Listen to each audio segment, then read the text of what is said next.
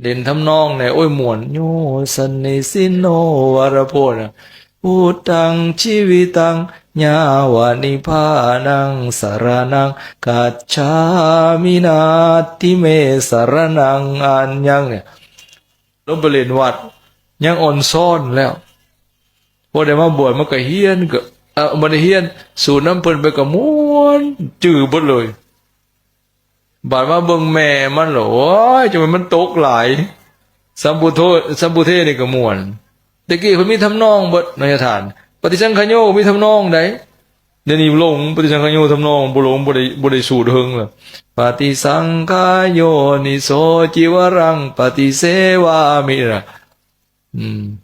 ปฏิฆาตายยะตายคักตายแน่หรือ นะตะบูฮู้ความหมายนะบัดแปลได้แล้วโอ้มันมีแต่คำขักๆมีแต่แนวดี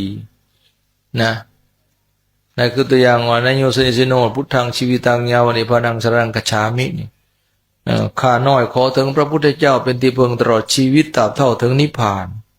นาทิเมสรนังอันยังที่พึ่งอื่นของข้าน้อยบ่มีพุทโธเมสรนังวรังพระพุทธเจ้าเป็นที่พึ่งสูงสุดของข้าน้อย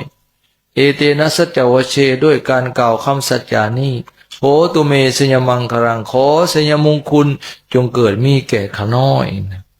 และสูตรไปจนถึงขันขอสุดท้ายขอขมาเลยพุทโธขมาตุตังมะมังโทษอันใดที่ผู้ขาลงเกินข้าน้อยขอขมาด้วยเห็นปะถึงขอขมาเป็นขันสุดท้ายอย่างสันโยสนิสิโนนี่เป็นตะสูตรนะบทแปลคำออกเบิ่งบทแปลมันโอ้ขักนะจังว่าตะกี้เพิ่นสูตรทั้งเสาทั้งแรงเนาะทำวัดเสาแรงบ่มีดอกตะกี้สุดท้ายเพิ่นสูตรแต่ช่วงสนิโนนี่แหละโยสนิสิโนทำวัดพระหรือว่าทำวัดบูฮาลาวฮอนทั้งเสาทั้งแรงหรือใช้ได้เนาะแต่ก็บ่ได้แปลอยู่เองนั่นแหละบ่ฮู้ความหมายอิมินาสการเรนะจักแปลว่าหยังมีพอออกอันหนึ่งอันนี้ว่าพอให้ได้หัวน้อยหนึ่งมันอยู่ท่าประซุมเป็นศิลวัตรแล้วแปลอิมินาแล้วแปลกงเลยนะอิมินาสการเรนะตังพุทธังตังธัมมังสังฆังจบแล้วก็แปลข้าน้อยขอบูชาอย่างยิ่งเสริงพระพุทธเจ้าด้วยใบไม้ทั้งหลายเหล่านี้เราเอาสุดก็มาถามเราคืนโยเราในขันเนี่ยมันมีดอกไม้มันมีแต่ใบมันแล้วก็แม่นี่ใบกระดันงามันบ่มีดอกจักดอกคันไปว่าดอกไม้มันก็ตัวเพิ่นแล้วเราแม่นความเจ้าข้าน้อยขอบูชาอย่างยิ่งซึ่งพระพุทธเจ้าด้วยใบไม้ทั้งหลายเหล่านี้แล้วโอ้ยไปหลายบ่อนก็เห็นหลายแนวบ้านนี้ไปบ้านน้องพำนาหอหลวงไปนอนข้างคืนอยู่หันมื้อเช้ามีแม่ออกมาจังหัน4-5 คนแม่เฒ่าอันนั้นอายุคือสิประมาณ90พาลูกหลานไหวพระเราก็ฉลาดเด้เนี่ยครูฉันเขาแล้วก็พาเขาไหวพระไหวบ่ได้แปลดอกแปลแต่อีมินาแหละก็หันก็บ่ได้แปลแล้วก็ไหวอีมินาเสียงก็น้อยอิมินาสักกาลีนาอันสู้ไม่ออกลงน้ำกับอิมินาน้ำเหลวของเราเป็นหัวหน้าดิเขาก็ฮีดชะน้ำแล้วชุมหนักก็ได้โยกสมเสียงหน่อยเถอะอาจจะมาสั้นไปน้ำก็ขึ้นอย่างหัวไปน้ำนะบัดแปรที่มันขักบาเนี่ยเราก็แปรข้างในเลยข้าน้อยขอบูชาดวงวิญญาณของพระพุทธเจ้าก็คือมีวิญญาณนำบัดนี้ด้วยเครื่องบูชาทั้งหลายเหล่านี้ต่อมาก็ขอน้อยขอบูชาดวงวิญญาณของพระธรรมพระโธพระธรรมก็มีวิญญาณบัดนี้แห้งขักขอบูชาดวงวิญญาณของพระสงฆ์ใครแหน่พระสงฆ์เนี่ยพระพุทธเจ้าคันยังพระชนพระยุพระองค์ยังอยู่ก็มีวิญญาณพระธรรมนี่ติคำสั่งสอนนี่มีวิญญาณจากไหนนะโมตัสสะนี่นะก็เลย ก็เลยบรรเล่าชั้นเขาเรียบร้อยแล้วก็เลยหยองเราโอ้ยแม่ย่าสูตรผ้าสูตรมวลเนาะ แต่คำแปลน่ะมันสิแปลกๆอยู่ว่าซั่นแปลมันแปลกมันเป็นแนวใดมันผิดบนใดอันยาเราอันมันมีวิญญาณแล้วว่าซั่นแต่ความจริงในหันบ่ได้มีวิญญาณในบาลีนะมันเทื่อหน้าจะสุใส่วิญญาณเด้อแม่ย่าเด้อโอ้ยเป็นช้อนนี่ขน้อยก็เล่าเอามันก็จื้อยักเป็นช้อนว่ามีวิญญาณขน้อยก็เล่าเอาแล้วจื้อนั่นคือมันผิดถึกๆอยู่จังซั่นแหละเฮาบ่ฮู้ที่ไปที่มาของมันอันนั้นก็ยังดีอยู่ยังพอเข้าใจอยู่มีส่วนถึกคือได้แปลฮู้ความหมายแต่ส่วนหลายเฮาก็บ่ได้แปลเนาะสูตรมงคลโดยเฉพาะในมงคลสูตรเนี่ยเสียดายเฮาได้ตั้งแต่สูตรเขานี่เขาโอน้ำมนต์นะสูตรเขา4ถ้วยเลยสูตรจบแล้วก็เอามาลูกขมองแล้วนำมันน้ำยืนเด้อมันยืนอยู่ดีมีแห้งมันยืนหายทุกข์หายโศกหายโรคหายภัยอยู่ดีมีแห้งแล้วก็ให้มงคลเขาทั้งขมองนะแต่ว่าความหมายที่เป็นคำสั่งสอนในมงคลสูตรนะเฮาบ่ฮู้เลยตัวนี้น่าเสียดายโดยเฉพาะในบทพหุเทวานี่อันนี้มงคลพระพุทธเจ้าแท้ๆเลยเราเทวดาเนี่ยไปทูลถามพระพุทธเจ้าเนี่ยขอเข้าสู่เรื่องเลยเนาะว่าโดยมงคลข้าพเจ้าหมายถึงพระอานนท์ได้หับฟังมาอย่างนี้สมัยหนึ่งพระผู้มีพระภาคประทับอยู่วัดเชตวันอารามของอนาถบิณฑิกาเศรษฐีเมื่อราตรีผ่านไปหมายความว่าแต่หัวค่ำผ่านไปตนดึกๆนี่เทวดาเขาสิมาไหวพระพุทธเจ้าเทวดาอีหลีเด้บ่แม่นเทวดาเดินดินคือเฮาเด้เทวดาองค์หนึ่งมีวรรณะงามยิ่งนักเปล่งรัศมีให้สว่างไปทั่วพระเชตวันนี่เทวดามาในวัดนี่สิหุ่งเลยบ่แม่นมาไต่ไฟนี่ได้รัศมีเทวดานี่หุ่งหมดเลยนะเข้าไปเฝ้าพระผู้มีพระภาคถึงที่ประทับถวายอภิวาทไหวแล้วยืนอยู่ณที่สมควรได้ขาบทูลพระผู้มีพระภาคด้วยคาถาว่าเทวดาและมนุษย์จำนวนหลายนี่ครับพระหูเทวามนุษย์สานะเห็นบอกขึ้นต้นนะเทวดาและมนุษย์จำนวนหลายต่างมุ่งหวังความสบายดีร่วมกันคิดถึงเรื่องมงคลคือก่อนหน้านะเขาเจ้าทกเถียงกันเรื่องมงคลบ่โต๊ะบ่แตกกันเลยว่าบางคนว่าได้เห็นหูปงามๆตาเฮาได้เห็นหูปงามๆสิเป็นมงคลเห็นแก้วมณีเห็นคนแต่งโตเห็นพญาราชาแต่งโตงามๆเป็นมงคลเฮาว่ามงคลทางตานี่แหละเว้ยในตาเห็นงามๆบาดมีผู้คัดค้านบัดตาเจ้าสิเห็นแต่แนวงามบ่เห็นแนวขี้ร้ายนี่ซะนะจบหมอนี่ก็ปิดปากเว้าต่อบ่ได้เถียงกันผู้หนึ่งว่าได้ยินเสียงงามๆได้เห็นรูปงามๆได้ยินเสียงงามๆได้กินหอมๆได้รสแซ่บๆได้สัมผัสนุ่มนวลแขวเขานองาอันนั้นเป็นมงคลเถียงกันไปกันมาก็มีผู้คัดค้านล่มคำบอกคำเห็นนั่นจนฮอดเทวดาไม่ออกอยู่สมพูทวีปนะเทวดาก็เถียงกันลงรอยกันบ่ได้จึงว่าเมื่อพระพุทธเจ้าอุบัติขึ้นเทวดาจึงมาทูลถามพระพุทธเจ้าว่าอันใดแท้ๆเป็นมงคลนะให้แก่มนุษย์เทวดาสิได้นำไปปฏิบัตินะว่าในมนุษย์เทวดาตัดสินกันบ่ลงแล้วว่าอันใดเป็นมงคลพระพุทธเจ้าเลยตรัสตอบเทวดานั้นว่า1มันว่าอเสวนาจะภารนังการบกขบคนผ่านอันนี้จะอ่านผ่านเลยหรืออธิบายท่านอธิบายมงคลบท38ข้อนี่พอดีแจ้งพอดีคันที่อธิบายแต่ละข้อนี่ตั้งแต่นี่ไปฮอดแจ้งพอดีจังสิสุด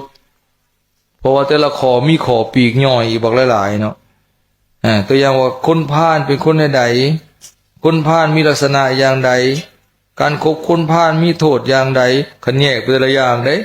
เนาะ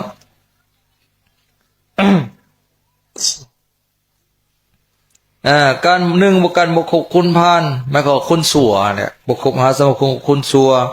สองการคบบัณฑิตคบแต่ผู้ฮู้ผู้มีศีลมีธรรมเป็นเพื่อนเป็นมิตรสหายเป็นผัวเป็นเมียอย่างแล้วแต่เป็นคู่เป็นลูกศิษย์สามการบูชาคนที่ควรบูชานี้เป็นมงคลอันอุดมอันสูงสุดเห็นบ่สามอย่างเด้อสี่การอยู่ในถิ่นอันประเทศอันสมควรประเทศอันสมควรคือประเทศที่มีเฮามักว่าบ้านเมืองท้องถิ่นที่มีน้ำไหลไฟสว่างทางดีมีการศึกษาตัวหันก็มีแต่ความสุขความเจริญหาการได้สร้างบุญไว้ในปางก่อนนี่คนเฮาสิมีความสุขความเจริญมีบุญมาได้เคยสร้างบุญไว้ได้หรือคนเฮาสิมีผลงานให้พักกลัดขันเทิงหย่องย่อแม่นบ่เลื่อนขันเลื่อนตำแหน่งมันก็ต้องมีผลงานต้องมีความดีไว้ก่อนแม่นแล้ววะนี่บ่มีผลงานพี่ช่างบ่ยังให้เพิ่นเลื่อนขันยังให้เพิ่นเลื่อนยศยังให้เพิ่นให้ใบย่องย่อไว้บ่สิไปให้เนาะนั่นแหละทำบุญไว้ในปางก่อนหกการตั้งตนไว้ในทางที่ชอบตั้งตนไว้ในบ่อนดีอันในที่มีศีลมีธรรมบ่ตั้งตนไว้บ่มันชั่วในความชั่วนี้เป็นมงคลอันสูงสุดหกข้อเลยเนาะเจ็ดความเป็นพหุสูตรเป็นผู้เฮียนหลายเฮียนทั้งโลกก็ดีเฮียนทั้งธรรมวินัยก็ดีอันนี้ว่าเป็นผู้ได้เฮียนหลายศึกษาหลายก็เป็นมงคลไหนเจ็ดความเป็นผู้มีศิลปะเป็นผู้ชำนิชำนาญในแขนงการใดหนึ่งในเวียกงานในอาชีพใดหนึ่งเป็นหยังไงมันเป็นอีหลีเดี๋ยวนี้บ้านเฮาเมืองลาวเฮานี่เรื่องฝีมือแห่งงานความชำนิชำนาญนี่มันอ่อนตัวนี้ว้าวกันอยู่ในคณะการนำผักลัดก็ว้าวอยู่กันไปเทียบกับประสิทธิภาพในการทำงานกับประเทศอ้อมข้างเฮานี่ถือว่าเฮาต่ำสุดเลยนะบ่อยากเฮ็ดอาชีพให้ชำนาญการใดหนึ่งนะมันยังบ่เป็นคันว่าขนวัตถุดิบไปขายแต่สิแปรรูปวัตถุดิบนั้นมาเป็นผลิตภัณฑ์ให้มีคุณค่าขึ้นนี่อันนี้ยังมีน้อยตัดใหม่ไปขายเพื่อนตัวเองหาตังค์สินั่งก็บ่มีหาโต๊ะงามๆมาใส่บ่มีเพราะเฮ็ดบ่เป็นนะเสียนบ่เป็นขวัดลิงขวัดลายบ่เป็นเขาไม้บ่งามนี่อันนี้คือบ่มีศิลปะบ่มีความชำนาญในเรื่องนี้ถึงเฮ็ดได้ก็บ่งามบ่ได้เฮียนเฮ็ดบ่คักนะแบบนั้น ความเป็นผู้มีศิลปะมีความชำนิชำนาญในการงานแขนงใดแขนงหนึ่งสามารถที่นำเอามาประกอบอาชีพเลี้ยงตนได้ต่อไปข้อที่เก้ามีวินัยดีวินัยทางธรรมก็คือศีลสิกขบทอาบัติต่างๆวินัยทางโลกก็คือหูจักระเบียบกฎหมายรัฐธรรมนูญขอห้ามขออนุญาตในใดเนาะเป็นผู้มีวินัยดี10วาจาสุภาษิตสุภาษิตาจยาวาจาเว้าแต่คำที่ดีงามอย่าไปเว้าคำบ่ดีคำปล่อยคำด่าคำติสินนินทาอันนั้นบ่เว้าแต่คำที่ดีๆนี้ก็เป็นมงคลอันสูงสุด11การบำรุงบิดามารดานั่นเห็นบ่การอุปถากพ่อแม่ผู้มีพระคุณอันนี้ก็เป็นมงคลไหน12การสงเคราะห์บุตรภรรยาผู้เป็นผัวก็สงเคราะห์บุตรลูกดูแลเมียก็อนุเคราะห์ผู้เป็นผัวหน้าที่ดีๆอันนี้อธิบายแต่ละอย่างมีอย่างละหาเบิดเนี่ยแต่ว่าเขาอธิบายหน้าที่ของผัวหน้าที่ของเมียหน้าที่ของแม่พ่อแม่ลูกปฏิบัติต่อกันพอดีเบิดคืนนะพอมันมีอย่างละหา13การสงเคราะห์ภรรยานั่นวันกินสงเคราะห์บุตรเนาะสงเคราะห์เลี้ยงดูลูกหมายความว่าถึงพ่อแม่นะ 13การสงเคราะห์ภรรยาอันนี้ละหน้าที่ของผัวเมียปฏิบัติต่อกันให้มันดีๆ14การงานที่บ่ข้างคาการทำงานที่บ่ข้างคาอันนี้ก็เป็นมงคลอันสูงสุดคือเฮ็ดงานยังให้มันแล้วพอแล้วก็ให้แล้วบ่แม่นยังเหลือน้อยหนึงก็เลิกหนีไปเสียยังเว้นอยู่ก็ร้อยหนีไปแล้วนะสั่นคำก็อย่าให้มันแล้วหน้างานอย่าให้มันข้างนี่ นะท่านเอิ้นว่างานข้างว่างานอากูลแปลว่าบูดเน่างามงานขามคืนน่ะมันบูดเปรียบมันคงกินนะนั่นน่ะสั่นผู้ใดเฮ็ดงานหยังก็บ่ค่อยแล้วหน้างานหยังก็ปะตลอดน่ะแสดงว่างานอากูลบ่เป็นมงคลเพิ่นว่าสั่นพอแล้วก็ให้มันแล้วค่ำมืดก็อย่าอดสาเอาเฮ็ดให้มันแล้ว นี่นักเมื่อยหลายก็อย่าเมื่อยแน่ก็บ่เฮ็ดได้ก็ให้มันหมดให้มันแล้วอันนี้ก็เป็นมงคล15เอาวันจบการให้ทานนี่ก็เห็นบ่อันนี้เฮาเฮ็ดอยู่แล้ว